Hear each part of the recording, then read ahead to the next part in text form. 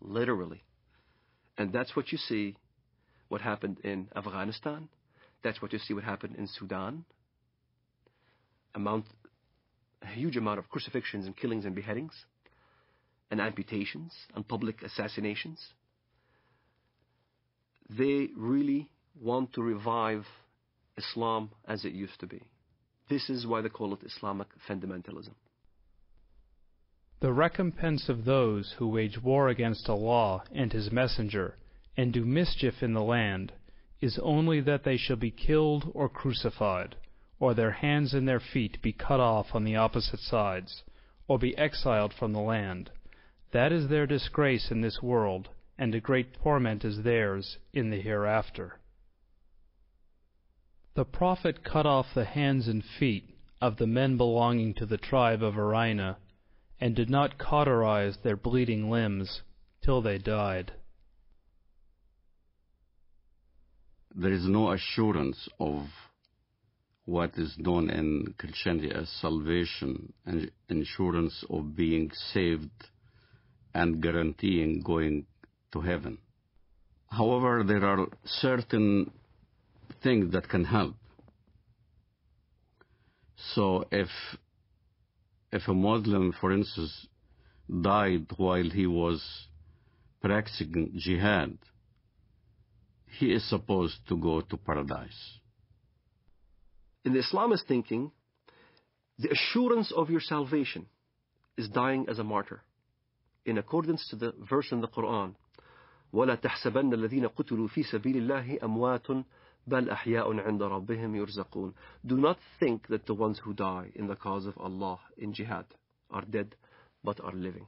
So this assures salvation. This is the calculus behind modern suicide bombing. Many people will say, modern Muslim advocates will say, that Islam forbids suicide, and this is plainly dishonest, because all the advocates, all the defenders of suicide bombing in the Islamic world start out by saying this is not suicide.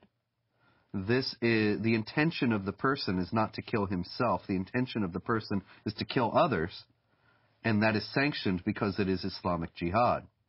And if in the process they are killed themselves, that's an unavoidable consequence of their actions, and they will be rewarded with the reward of martyrs in paradise. Quran is quite clear about the heavenly reward for a jihadist who falls fighting in the path of Allah. He will be granted instant access to paradise, and a Muslim paradise is an extremely sensual one. It is full of houris, black-eyed beauties that will await the martyr, and the gratification that follows is eminently unsuitable for family audience. The Quran contains no guarantee of paradise except for those who slay and are slain in the cause of Allah.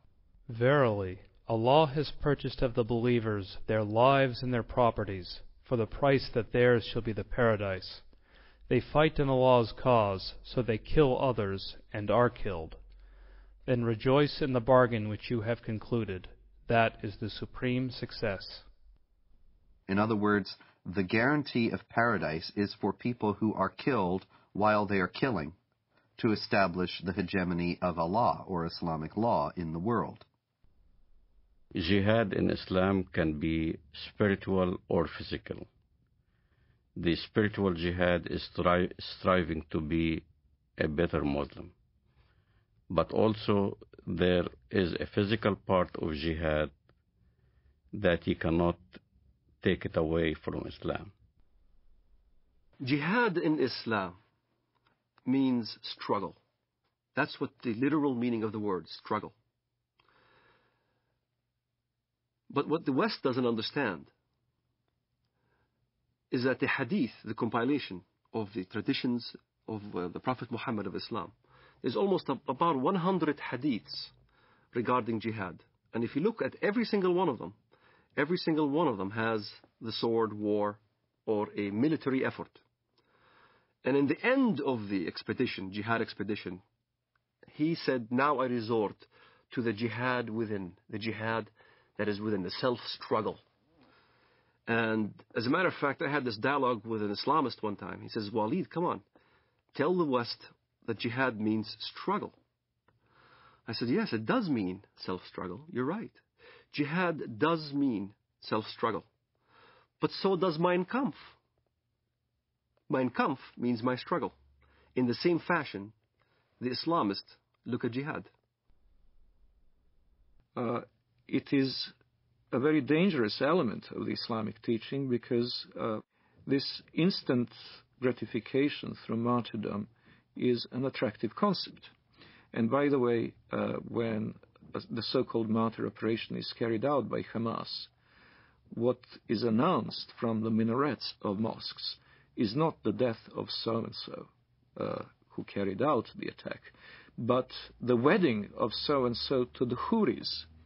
In other words, they immediately make the implication that far from having to cry over his disappearance, over the end of his physical life, his parents should be happy and celebrate and throw a party because their son is now being not only transported into heaven, but greeted there with these voluptuous beauties.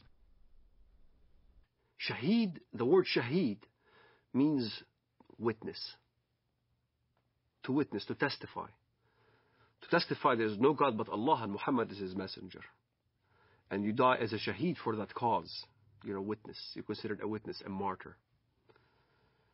And a martyr becomes glorified. Your family will glorify you after you die. To a Muslim fundamentalist living in the Middle East, I had to be initiated. I had to basically either kill my first Jew or destroy my first Zionist infrastructure. I had to prove, beyond shadow of a doubt, that I was worthy. And there are ample amount of students, teenagers, men, who are willing to die as suicide martyrs, willing to put explosives. The martyr application is filled. There are many applicants. There's not enough bombs to fulfill the applicants. And to get on one of those missions, indeed you must have been chosen. You must have been really good. You must have been violent enough. You must have been going out on every demonstration in the streets of Jerusalem or Bethlehem or our village. You must have shown yourself worthy of a greater operation. So when I explain what I've done and people have seen me in the community and I was worthy, I ended up in prison, I was, of course, recruited.